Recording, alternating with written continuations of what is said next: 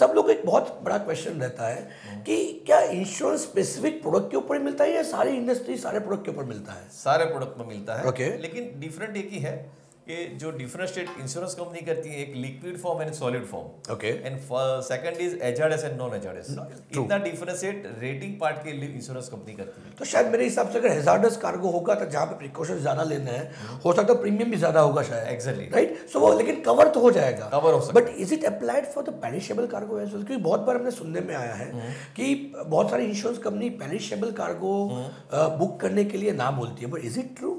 नहीं, वो कवर्ड होता है। लेकिन उसमें क्या होता है कि एक्सेस क्लॉज डालते हैं।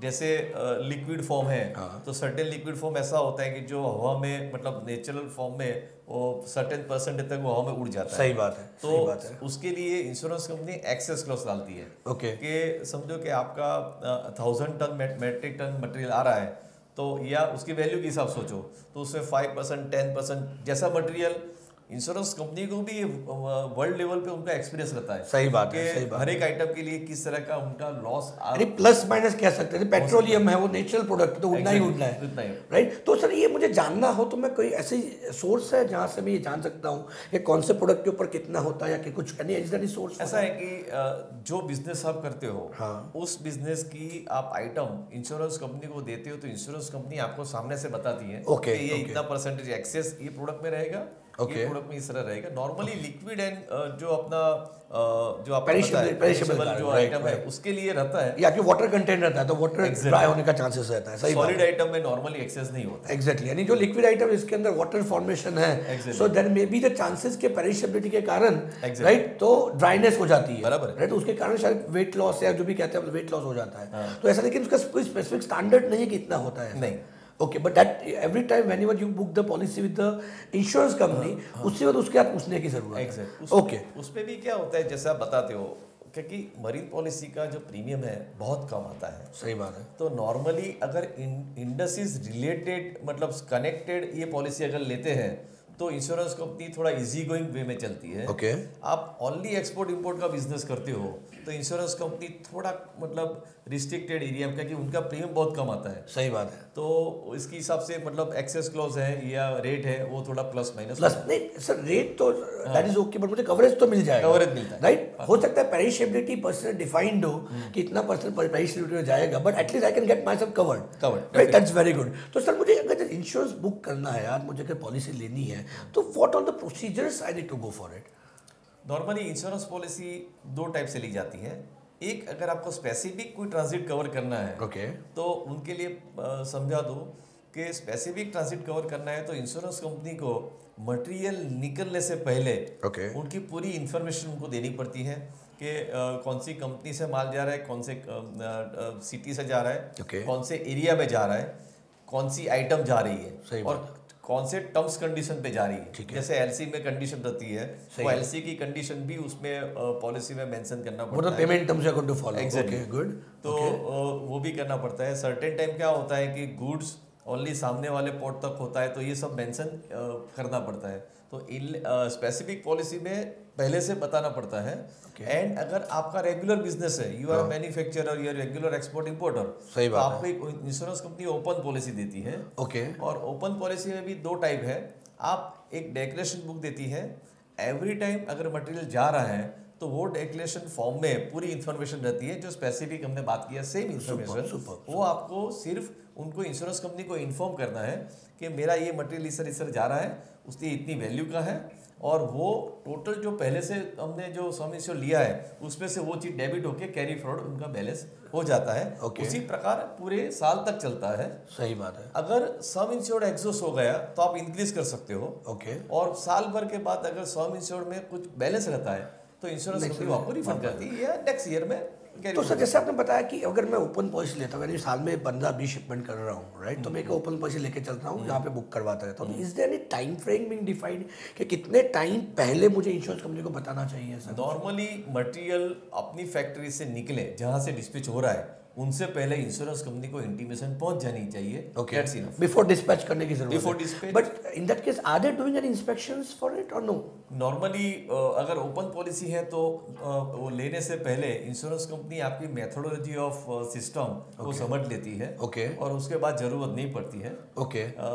बट प्रिकॉशन लेने के लिए अगर मटेरियल अपनी फैक्ट्री से जा रहा है, उस टाइम पे अगर कोई फोटोग्राफ लेके रखा है, मैं उस पॉइंट पे तो आ ही रहा हूँ, लेकिन आई एम कमिंग बिकॉज़ प्रिकॉशन सबसे ज्यादा जरूरी है। गाड़ी का एक्सीडेंट इंश्योरेंस ले लिया, पर गाड़ी चाहे नहीं है तो कोई काम की नहीं है। So I am coming on precaution. पर मैं इसलिए पूछ रहा हूँ कि अगर मैं इंश्योरेंस बुक करवाता हूँ, राइट, तो इंश्योरेंस कंपनी कुछ इंश्योर करती है, पहले इंस्पेक्शन करके ही बुक करेगी? नॉर्मली ऐसा कुछ नहीं है। सो ओनली हमें इंटीमेशन देना होता है कि भाई ये हम लोग कार्गो भेज रहे हैं, ये वैल्यू है, उनका जो फॉर्म दिया गया उसके हिसाब से हमें करना है। तो अब आपके मेन पॉइंट के ऊपर आता है कि सर सही बात है, हमने इंश्योरेंस तो कवर कर लिया, क्योंकि बहुत बार ऐसा होता है लोगों को इंश्योरेंस कवर कर ले तो ऐसा समझते हैं कि इंश्योरेंस करना कुछ भी भेज दूं मैं, और बाद में जब क्लेम लेने जाते हैं तब जाके क्वेरी आती है। तो पहली बात तो ऐसा नहीं हो, उसके लिए उनको क्या क्या प्रिकॉशन लेने चाहिए, ताकि शायद हम लोग कोई भी काम करते तो अच्छा करने के लिए ही करते हैं, बट इंश्योरेंस ऐसी चीज है कि अगर खराब हो गया तो हमारे पास का होने वाला वो बैकअप है। बट उस बैकअप को जब क्लेम के पोर्शन में आता है, उससे पहले मैं क्या क्या प्रिकॉशन लूं,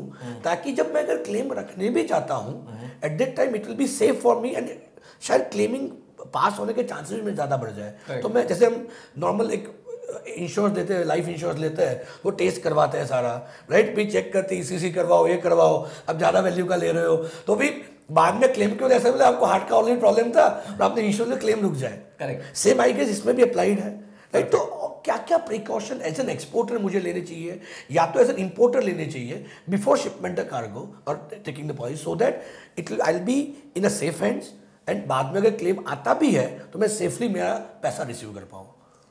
नॉर्मली एक तो ये इंश्योरेंस जो है बिल्कुल रिलेशनशिप पे है एंड भरोसे वाली सही बात। उसमें इंश्योरेंस कंपनी जो सिलेक्ट करते हो तो एक बार एक हायर अथॉरिटी से मिलना जरूरी भी होता है, एंड मीडिएटर से पूरा जो सिस्टम है उनका संबंधना जरूरी है। प्रिकॉशन में अगर मटेरियल अपनी फैक्ट्री से निकलता है, पहले बात किया ऐसे उनका एक फोटोग्राफ लेते हैं, या उनका कोई इंस्पेक्शन जो है आपका टेक्निकल टीम जो रहती है जो लोडिंग करती है, उसके पास अगर कोई रिपोर्ट है तो वो अपना रेडी रखना चाहिए। इनको सब एनी क्लेम जरूरत पड़े तो उस टाइम पे आप फर्निश कर सकते हैं। Right, good. सेकेंडली, अगर पोर्ट पे माल जाता है तो पोर्ट पे जैसे आपका क्लियरिंग फॉरवर्डिंग वाला आदमी है, उनके पास से मतलब उनको पहले से इन्फॉर्म करके रखते हैं कि बिफोर डिस्पैच अगर वेसल में माल जा रहा है उस टाइम पे अगर कोई फोटोग्राफ है या इंस्पेक्शन रिपोर्ट है तो वो लेना चाहिए। सही बात है। सिमिलर वे में अनलोडिंग के टाइम वो बहुत जरूरी है, उसमें क्लियरिंग फॉरवर्डिंग वाले जो कोई इंस्पेक्शन रिपोर्ट वहाँ पे नॉर्मली मेरा एक्सपीरियंस ऐसा है कि वो लोग इंस्पेक्शन रिपोर्ट लेते हैं। अगर नहीं लेते हैं तो अपने को प्रिकॉशन लेना है कि अनलोडिंग के टाइम भी उनका इंस्पेक्शन रिपोर्ट आना चाहिए। सही बात है। But is there any format given कि आप नॉर्मल फॉर्मेट में जो आपका खुद के हिसाब से मेंटेन कर सकते हैं? नॉर्मली क्या कि ये सिस्टम में ज्यादा इन्वॉल्वमेंट इंश्योरेंस कंपनी का रहता नहीं है। सही बात है। केस ऑफ एनी क्लेम, सही बात, तब वो पूरा सिस्टम जो है अपना समझते हैं। तो उस टाइम पे वो डिस्कस, यानी आपके हिसाब से अगर मैं बात करूँ, जब आप उसको अगर समराइज करो, तो एक तो पहले जब भी आप एक्सपोर्ट करते हो इंपोर्ट करते हो तो शिपमेंट के पहले तो प्रॉपर्ली भेजा हुआ उसके फोटोग्राफ होने चाहिए आपके रिकॉर्ड में, ताकि आपने भेजा है वो पहले प्रूव हो गया। बाद में अगर लोडिंग के बाद आपको लग रहा है आपके क्लेम फॉरवर्डिंग एजेंट से बात कर लो कि भाई उस वक्त की फोटो की जब या तो हो गया कहाँ पे, यानी इंश्योरेंस भी आप जाएंगे। बहुत बार ऐसा होता है केस, मैंने भी बहुत सारे अपने एक्सपीरियंस में देखे हैं, माल ही यहाँ से खराब बेचते हैं, पैकेजिंग प्रॉपर नहीं करते, फिर इंश्योरेंस कंपनी को बोलते हैं, राइट, क्योंकि सर पैसा देना किसी को पसंद नहीं आता। सो इन दैट केस बहुत ज़रूरी है कि जो भी इंश्योरेंस लेने से पहले हम लोग प्रिकॉशन लेके करें, फोटोग्राफ ले, डॉक्यूमेंट्स भी बहुत ज़रूरी है अगर मैं मानता हूँ तब तक। जैसे अगर शिपिंग बिल हो गया या बिल ऑफ ट्रेडिंग हो गया, इनवॉइस लिस्ट हो गया, या तो जैसे आपने बताया कि वहाँ का इंस्पेक्शन रिपोर्ट, राइट, अगर हो सकता है तो वेल एंड गुड। तो सर ये सारा मैंने ध्यान दिया, राइट। अब मेन पोर्शन के ऊपर आ रहा हूँ कि अब ये सारा ध्यान दे के मैंने शिपमेंट किया, सब कुछ ओके हो गया मेरा, फिर वहाँ पे गया जब मटेरियल, और वहाँ पे जाके क्लेम आया। अब ये मेरी स्टोरी, जब सर इंश्योरेंस काम ही तब है कि जब परेशानी होनी है, राइट। अब मेरा क्लेम आया तो मुझे क्या करना चाहिए और कितने टाइम के अंदर पहले तो इंश्योरेंस कंपनी को इंटीमेट करना चाहिए? नॉर्मली इंश्योरेंस क्लेम आता है तो हर एक पॉलिसी में, एक्सपोर्ट में या इंपोर्ट में तो लोकल है तो कोई तकलीफ नहीं है। एक्सपोर्ट में every country insurance company claim settling agent का नाम लिखती है पॉलिसी। हर एक कंट्री वाइज उनका क्लेम सेटलिंग एजेंट रहता है और वो पॉलिसी में मेंशन करते हैं। तो इन केस जब पोर्ट पे माल पहुंचा और उनको कस्टमर को लगा, बायर को, कि भाई ये माल डैमेज कंडीशन में है, तो उसको इमीडिएट वो क्लेम सेटलिंग एजेंट पर्सन को उनको विजिट करवा देनी चाहिए। और बिफोर कस्टम क्लियरेंस से पहले उनका सर्वे हो जाना चाहिए। तो उससे क्या होगा कि कस्टम क्लियरेंस के पहले से हो जाने से लायबिलिटी फिक्स हो जाती है कि किसकी नेग्लिजेंस से ये मतलब प्रॉब्लम हुआ है, क्योंकि एवरी टाइम जो भी है उसका डैमेज सर्टिफिकेट देना पड़ता है। लाइक लोकल ट्रांसपोर्ट है या वेसल है, तो उनका एक डैमेज सर्टिफिकेट इंश्योरेंस कंपनी को देना पड़ता है फॉर क्लेम।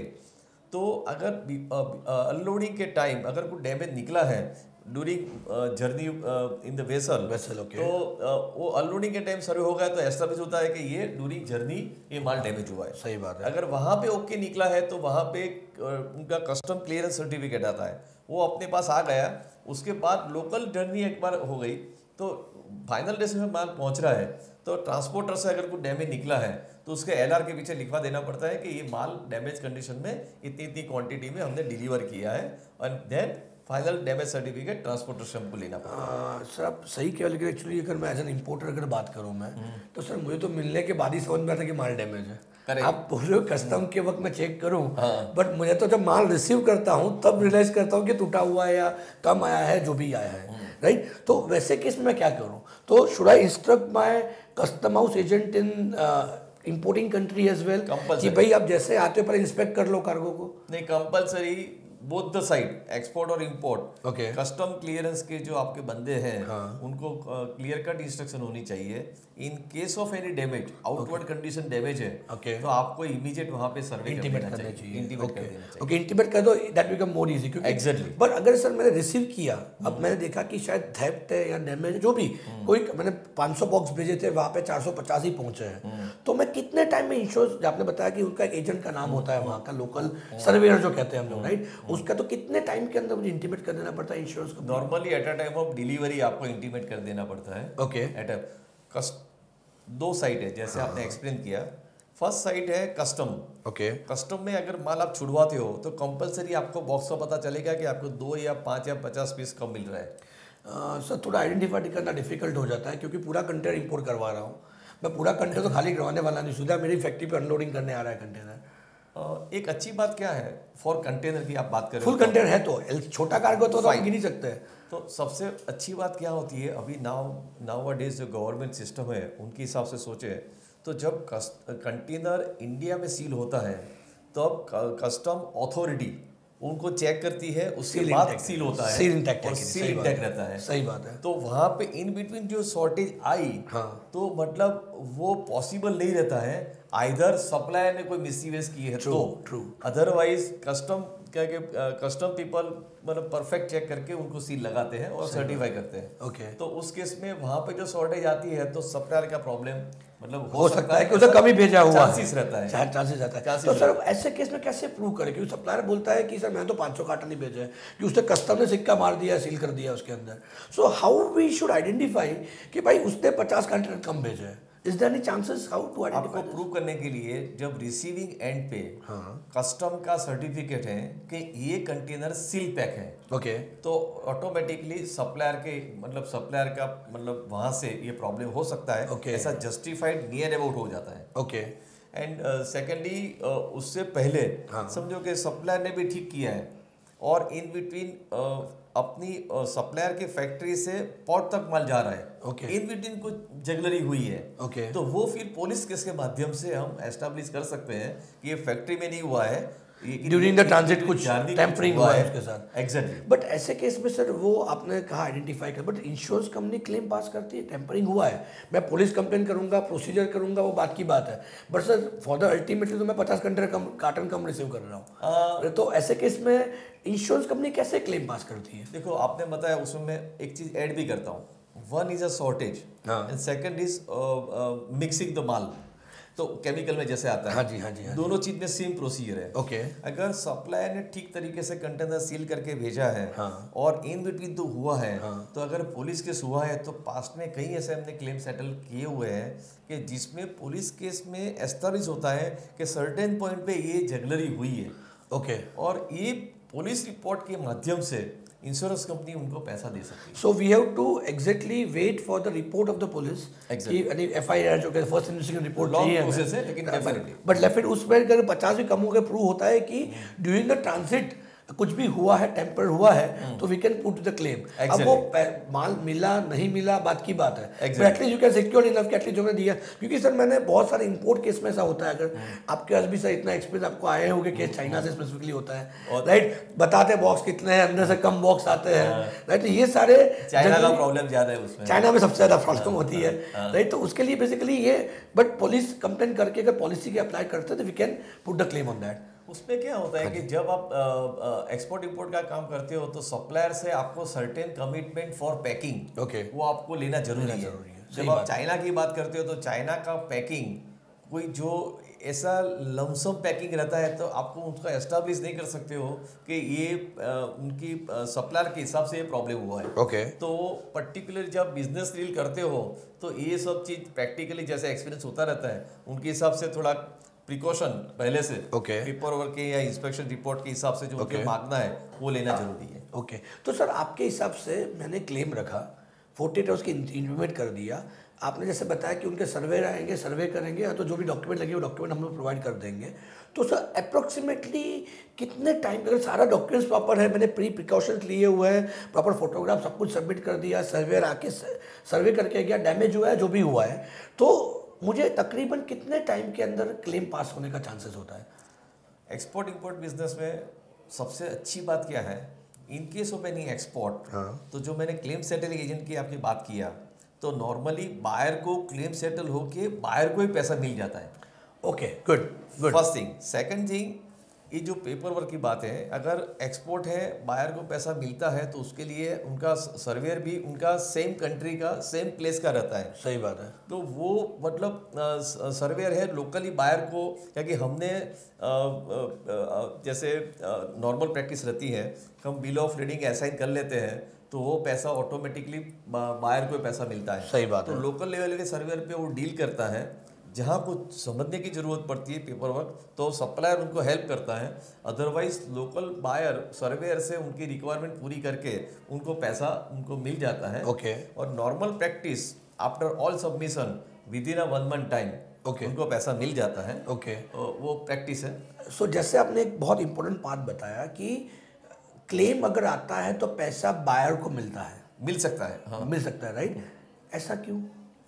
कि नॉर्मली क्या होता है कि दोनों ओर से एक्सपोर्ट इंपोर्ट दोनों ओर से अगर आप कोई फॉरेन कंट्री से माल मंगवाते हो तो सिमिलर कंडीशन है। और जैसे इंडिया से पॉलिसी लिखती है और फॉरेन में क्लेम सेटलिंग एजेंट होते हैं, सिमिलर वे में फॉरेन की पॉलिसी होती थी, इंडिया के क्लेम सेटलिंग एजेंट उनकी ओर से काम करते हैं। और नॉर्मली ये फैसिलिटी देने से फायदा क्या होता है कि जो सप्लायर एंड बायर हैं उनका मतलब कम्युनिकेशन या फाइनेंस का जो इश्यू है वो थोड़ा कम हो जाएगा। सही बात है। तो मेरे हिसाब से सबसे बड़ी फैसिलिटी इंश्योरेंस कंपनी जो प्रोवाइड किया है वो मतलब ये जो लोकल लेवल पे जो सेटलमेंट की बात है वो सबसे बड़ी बात है। और मैं अगर मान रहा हूँ उसका रीज़न ये भी है क्योंकि ये एक बार ट्रांसफर प्रॉपर्टी हो जाता है, जब शिप हो जाता है, बिल ऑफ लीडिंग इशू कर दी हमने, राइट, और शायद जो भी पेमेंट हम नक्की की हो तो इंपोर्टर ने तो एक्सपोर्टर को पेमेंट दे चुका है। अब जो लॉस, चाहे पॉलिसी एज एन एक्सपोर्टर हमने बुक की हुई है, बट जब ट्रांसफर ऑफ गुड्स हो गया है उसके नाम से तो ये ऑटोमेटिकली उसकी ओनरशिप चेंज हो गई है, right. So in that case claim उस प्रॉपर्टी उसकी डैमेज उसका हुआ है, so he is supposed to get the claim on this, right? I guess this same scenario is happening in the insurance as well.